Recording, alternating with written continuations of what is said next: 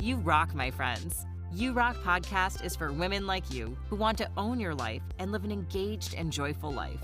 Hosted by Dr. Aliyah Majid, mom of 3, devoted wife, and a scientist turned life coach on a mission to empower women to take control of their lives. In this podcast, we deliver tools, insights, and inspiration on rocking your own life, owning to your highest potential, and becoming the best version of you. Now, here's your host, Dr. Aliyah Majid. Assalamualaikum and welcome back again. Have you ever thought about why do some people make it looks easy for them to dream big and achieve one big goal after another? It just seems like they can't stop hitting the jackpot. Are they just lucky or are they born in an environment that makes success inevitable to them? Or are they hardworking people who devote their 24/7 to the work that they are passionate about? For me, it all comes down to these 3 simple frameworks. First is clarity. Second is systems and strategy. And third is consistency. In this episode, I'll be sharing with you how these 3 steps framework that I have been coaching and teaching my clients is being implemented in my own real life. I have used it again and again in my life to achieve almost everything that I wanted. But before that, hold on a second. Make sure you have clicked the subscribe button below to be able to receive updates whenever my new episode is out. Taking into the point where you have built a career in academia, where you have grown into several higher education institutions. However, not too long ago, you decided to pack up and move to Japan with your family to then complete your PhD. Can you talk us through on the motivation and also the transition that took place that drove you to decide to move to Japan with your family? It was in around 2017. During my master's degree, I was actually supported by the university that I was employed at the time. At 2017, it is at the end of my contract that I have to really work with them. If I pursue my PhD, during that time, it was not easy to get fundings from Malaysia to pursue overseas. I was thinking about how can I go pursue my PhD because I'm still interested to go pursue somewhere outside from Malaysia. When we were thinking about so many options and opportunities, and my husband was also working with me at the same department when at the university. He is actually in the same boat with me, who was thinking about pursuing his PhD also. And then he got an offer from his previous supervisor from the major university. They have collaborations on their research field, and they have a big grant that they can give a bit help for the finance for my husband at that time. Without me thinking too much on whether or not I have to take a leave and follow him several years just following the husband, I decided that I just quit my job. I didn't have any plan for myself, and I just want to follow my husband. Actually, that was the first motivation why I went to Japan. I don't really decided to pursue my PhD at the time. My motivation is just to support my husband with the opportunity that he has gotten during that time. Which is an interesting transition because from being a wife and a mother who was there to support your husband, the intent grew to of your own journey in pursuing a doctorate. And I understand that you were also self-funded during the process, Yeah. which I find highly inspiring because it seems that you were so firm and clear in also pursuing that PhD. At which point did you felt like, okay, I'm already in Japan with the husband, I want to pursue a PhD as well? After the first few months when I was there, it was really like a honeymoon state. And I'm so happy. I don't have too many responsibilities. I love spending time with my kids. But after a while, I found that I'm starting losing my own self. I feel I have no motivation to wake up, and I started to feel like my kids were a burden to me during that time. I was really getting more and more depressed because I'm not having anything to do. That's the first time in my life I don't have any plan on doing anything. I thought during that time that this must change because I need to find something that makes me feel motivated to do something. I started to search high and lows on things that I could do.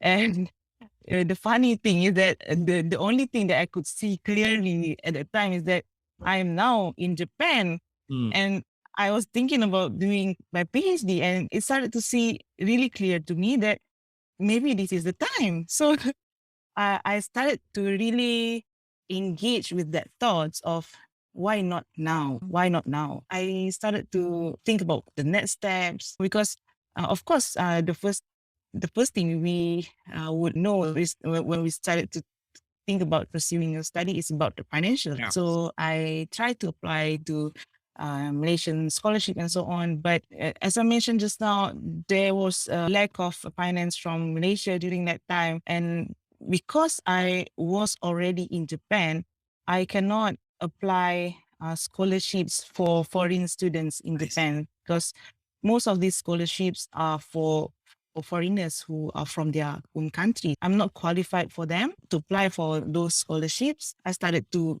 think about another plan. I started to talk with my supervisors and think about what are the ways that I could get money to fund my tuition fee. He started saying about there's this employment in the university. It is a research associate. You have to do this how many hours per week of classes on top of your PhD, and you have these other responsibilities. At first, I was like, can I do that? Because my husband was also doing his PhD.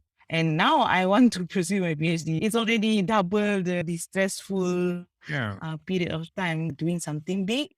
So I was what you can say macam berbelah bahagi lah kan to really can I do that. But yeah, I tried to apply for that position. The faculty and ended up to they like me because maybe having an international someone else who can speak English, so they like someone else to have in the faculty, and I get the position so that using that money I pay for my own tuition fee for the whole 3 years. Yeah. Wow, mashallah. The clarity that you had in wanting to pursue a PhD and the effort that you have put in to find the means to finance it, I find that really respectable. Now, moving into the phase of pursuing your PhD, as you mentioned earlier, it's a heavy undertaking. And your husband was doing his PhD, you were doing your PhD, and both of you were raising a family as well. How did you adapt and adjust the commitments that you had while you were studying, while working part-time as an RA, and also most importantly, while raising your children? How did you adapt and adjust, manage your time with these commitments? It is quite challenging time for all of us, for my husband and me. But what I always go by each day is to have clarity, like you mentioned just now, because when we start something big, we really have to have a bigger why on why do we start this thing after all. And starting the day with a clear clarity of what is the goal for that day, then and whether this goal really connects with the goals that I have for the month, for the year, and so on. Really tracking my progress without having my supervisor to really push me on or what not. Me myself track whatever progress that I do is actually how I manage my time. Meaning that if I know I have made that certain progress, I feel confident in myself. And when I gain this confidence for myself in my PhD study, I also can be more engaged with the classes that maybe I was conducting, and also be more present for my kids. The most important thing is to have a really clear goal and priority list so that managing our time is much more easier. You mentioned some keywords there of being independent, managing your own time, and having really high level of discipline to ensure that where you are, against to where you want to be. And Alhamdulillah, how long did it take you for you to complete the PhD? 3 years. Wow, that is fast. So 2017 and then 2020, is it? Did you graduate in 2020? No, I started the PhD 1 year after my husband, so it was 2018. So I graduated this year, 2021. Yeah. Wow. And this is while doing all that. Kudos to you because you had many other commitments at the same time, right? Now, so you completed your PhD, you came back to Malaysia. So in all, you spent more than 10 years overseas, right? Including your bachelor's and your master's degrees as well. And then you came home and you shifted your profession into becoming success and productivity coach. So I do know that the need and also awareness in terms of well-being, mindfulness is gaining traction in one end. And that's the other end of being productivity at the same time, right? There's the 4-hour work week and many other concepts out there. The title of our conversation today is Balancing Productivity and Well-being in Any Study, which you have managed to do in your lifetime. And it seems like you took those experiences and making it more accessible to people. Now, walk us through the process of deciding that you want to become a success and productivity coach, having done your engineering PhD before that. It is something that I did not plan at all. It's something that it's like a calling, right?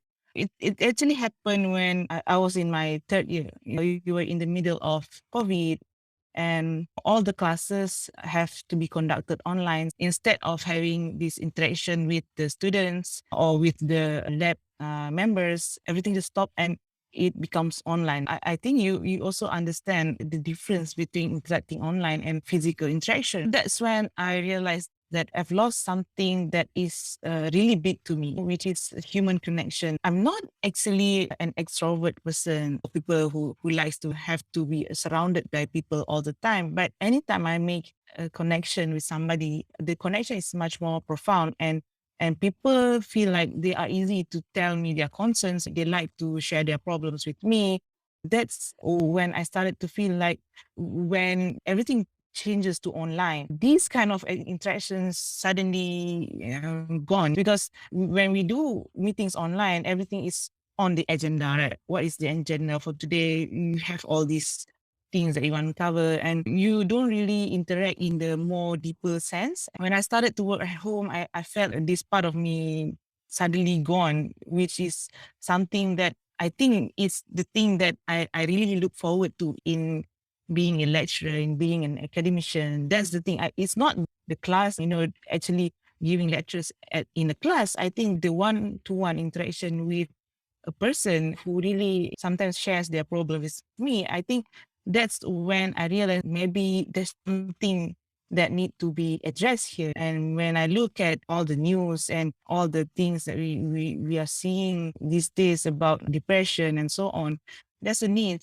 in bridging between a person's career and personal life. You cannot separate that two from a person. This kind of thing is not something which is popular in Malaysia. Coaching, maybe business coaching, that's something that people often see in Malaysia. But in terms of other than business, to coach a woman, especially who are struggling to work and also they have many other responsibilities at home, or while also working at home and so on, I feel that a working woman really needs this thing. And because my friends always ask me also, how did you do this? How do you balance everything? I was thinking that I like to share with them too, but how can I share this with the wider audience? How can I give these things that I already learned so that other people can do this too? That's when I started to think to go into coaching industries and to start learning, gaining the trainings on how to coach people. I think coaching is something that I would do at least for this year. In the future, I still don't know what would happen, but at least for this time being, I think that this is something that I really am passionate about. The word that I would describe there is resolve. You are very resolute when you find a potential. You are very resolute in pursuing, because it began from a personal interaction that you had with your friends and with acquaintances. And then you knew that there's a need for more people to get that amount of support, and you wanted to make it accessible.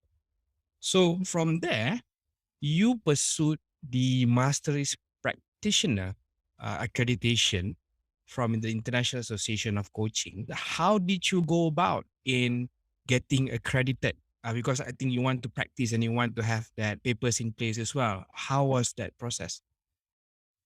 It was challenging also because I just graduated from PhD. I thought that, okay, I want to rest a little bit. But I think because I am used to being productive, I could not move in Malaysia and follow my husband. And because I had that experience, I had the experience of not doing nothing every day. And I don't like that feeling. So instead of not having a plan, this time when we came back to Malaysia, I said to my husband that by this month, I want to get these trainings. And by this month, I want to really start my podcast and so on. I think the experiences that I gained from taking the risk, whatever happened from the first transition that I had, quitting my job, it taught me to really, you have to take control of your life. You cannot just assume that you'll be happy by just following other people's plan and just let it go and not really thinking about what you want to do. I don't want to really let that feeling of loss again. Before we continue on with this episode, I am inviting all of my podcast listeners, yes, that's you, my love, to book a 30 minutes discovery call with me. In this call, we'll go through your dreams, your biggest challenges, and quickly come out with a strategy that you can take next to 10x your success. So pause this podcast for a while and schedule an appointment with me via the link provided in the description box below. Your website is much more livelier than mine. I really have to say that I enjoy your website. It's Thank so you so much. cool. You're so generous with information. You run free masterclass. People can just sign up and you provide resources to them. And when I read the testimonials from people who were your client, who had gone through your program, I believe that they really enjoy the transformation that they felt. At the end of the day, they just wanted somebody who could be a good listener and advise them on what's next. Now, looking at your website, there's this Success Accelerator program. So, in a nutshell, give us an overview of what is the Success Accelerator one-on-one coaching program. The Success Accelerator one-on-one coaching program is a 12-week coaching program where I go through with clients who are feeling overwhelmed with not knowing where to go with their life, what's the next step to do, and maybe are facing burnout from overworking. This coaching program helps them to figure out what really they want to do in the next 1 year. This success and productivity coaching program is to really make clear on what are their goals and really bring strategy on how can they achieve their goals, because we always listen to people's dreamings about dreams and not really achieving them because they don't have a strategy, don't have a really ways to track their progress. This coaching program is actually things that I've learned from my 3 years of balancing study and work and managing my kids, and how I make sure that I really make progress with the milestones that I reach every year so that I can achieve my goals. This is the things that I teach my clients so that they too can achieve whatever goals that they want. Amazing, because the 12 weeks programs, you mentioned the word goals and then we mentioned the word track. And that reminds me of the time of you setting your goal when you were doing your PhD and being highly disciplined in tracking it as well. Yeah. So this is a true example of taking experience and bringing it to practice, make it accessible. Dr. Alia. By the way, it's draliahmajid.com for the listeners, draliahmajid.com. That's where you can find the information. So I'm going to go into part 3. But before that, I just like to try to summarize a bit on some of the insights that we've gathered from the first two sections earlier. Number one, on the importance of clarity, having a clear goal and target in life, knowing where and what you want to achieve. Number two is discipline. When you were talking about the way that you were tracking your own progress of your PhD with minimal intervention from your supervisor, the level of independence is very high there. So number two, I believe discipline is very key. And number three, I would say resolve. Your experience as a parent, as a student, and now as a coach, to me, the consistent element across those three is your level of resolve is very high. It's clarity, discipline, and resolve. Three areas that I need to work on myself, Dr. Alia. Now, Dr. Alia, the majority of listeners of this podcast are working professionals who are also parents, and they want to do masters, do PhD. Some of them did not get to do their bachelor's degree, so they want to do bachelor's degree on a part-time basis while working and while parenting.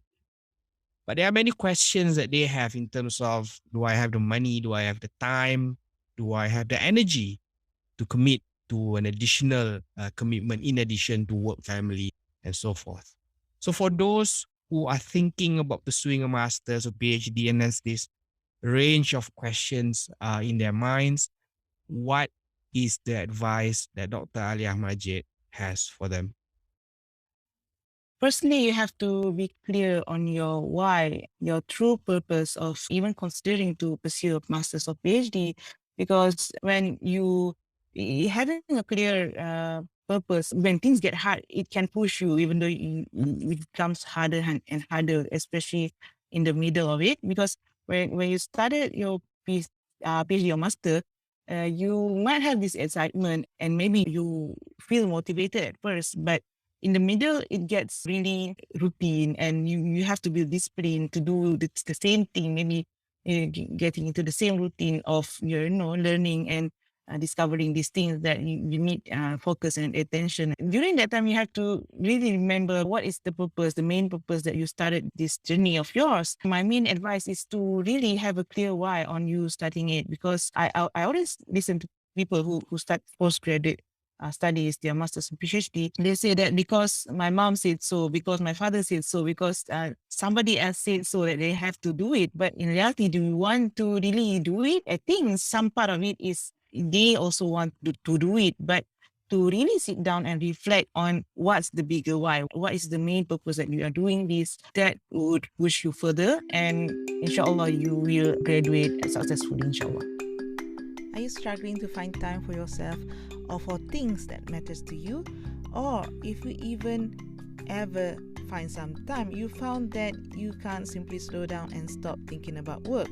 If you are one of those women, you'll benefit from the Success Accelerator program, my 12 weeks one-on-one success and productivity coaching program that helps you to do less and get more work done so that you can spend more time doing things you love.